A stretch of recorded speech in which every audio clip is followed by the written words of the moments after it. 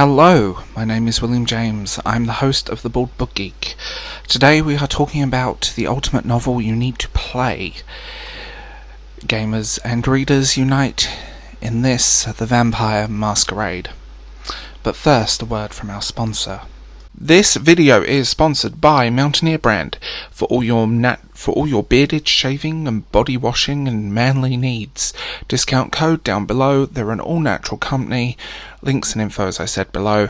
Really great products, and I use them daily, so link down below. Vampire the Masquerade is a series of tabletop RPGs which focus on the kindred, vampires, werewolves, and many other things in the world of darkness. It's a great tabletop. I used to play it. I've talked about it previously on this channel, and I want to talk about these games. So there was a game done in the early 2000s on PC. The problem with that is, as technology is moving on, it's getting harder to play, but there are plenty of mods, there's plenty of ways around it, and I wholeheartedly recommend checking out Bloodlines. And if Bloodlines 2 ever comes out, I will be getting that, but I doubt it will. These are not that type of game. Vampire the Masquerade, Coteries of New York, is not a conventional video game in style. It's more like an old school text adventure. Your characters narrate, or characters around you, and you pick a reaction, a conversation, a word, a reaction to what's happening. Coteries of New York focuses more on the traditional Vampire the Masquerade story. You have these choices, you control your character, and as a vampire, your character needs to balance their bloodlust with their humanity, while also ensuring they do not reveal themselves as a vampire, and breaking the masquerade. Based on the choices the player makes, you can affect your relationships with characters, how it works, your discipline. There are multiple endings. You can build up your character. So this takes place obviously within New York City, and it focuses on two struggles between two vampire factions, a very traditional one and a rebellious one. And you take the role of one of three new vampires. The whole thing pulls you in, and the story pulls you in, the characters pull you in, and it's a brilliant way of doing it, to be honest. These games are easy to get into. You can pick up and put them down, and you can play them over again, but effectively it's a choose your own adventure novel.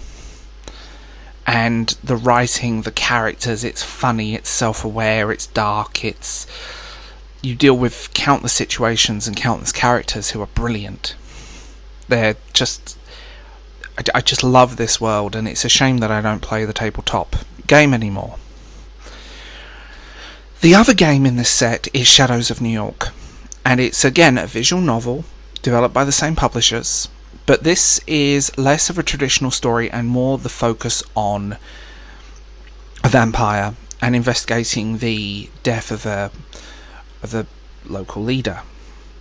Again, narrative choice, visual novel. Pick your own adventure as you go. You read, you react, you choose, and it will pull you in. I also want to give credit to this. The backgrounds of the story, the backgrounds, the artwork is beautiful, and they're dynamic, and they move, and the soundtrack is ambient and good. And like always, these just keep you on the edge of your seat, even if you're not really a gamer, and people who only bought, I don't know, a Nintendo Switch for like Animal Crossing, I think would enjoy this. Both of these are great games.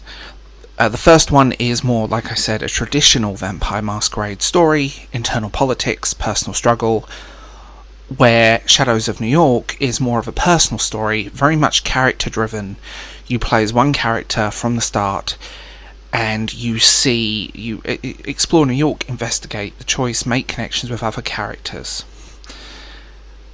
You can also get new abilities and change how they interact with you. Both of these games are stunning, and they're based on the 5th edition of Vampire the Masquerade. Shadows of New York is a standalone expansion and runs parallel and actually has a lot of returning characters, but it's an independent story with new features and new music. The music is actually better, and I prefer Shadows of New York because it's more of an interpersonal story, but they're both very good. I mean, it's this beautiful ambient music. You can just sit there, it's great to play at night, and you end up getting pulled in. It's interesting because you end up looking at these games and I'm always shocked that Vampire the Masquerade has never really broken into the full-blown gaming hemisphere. Bloodlines many years ago was very good, but then there have been other games. There's another game coming out on I think it's the end of sometime this year. I'm not sure what formats, and it's called Swan Song, and that's more of a point and click adventure in sort of the newer Broken Sword style games, so 3D, make choices and stuff like that, so it's more of a point and click type thing. And again, I think from what I've seen in trailers, it's going to be good. I love this world, and I love the White Wolf thing. There's a great documentary on YouTube that you need to watch. But they are just a great series. Genuinely a great series, with great characters, and interesting story, and great writing, and great world building. And you feel this atmosphere and this energy. There have been other games set within this, like I mentioned. There's a hack and slash game, which was Hunter the Requiem. That's going back a very long way. That was kind of played, but it was boring.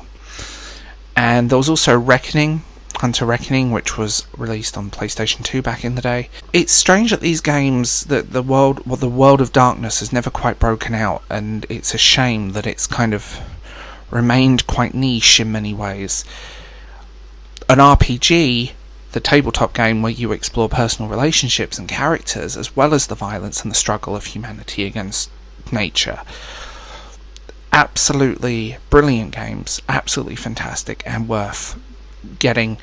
They're usually on sale on eShops and things, so that's always a bonus.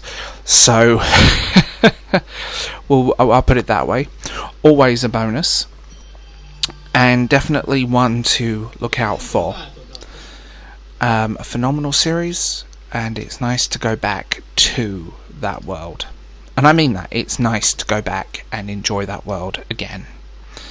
So, for readers, gamers, or anyone who wants to enter the world of Darkness, these are a firm 10 out of 10.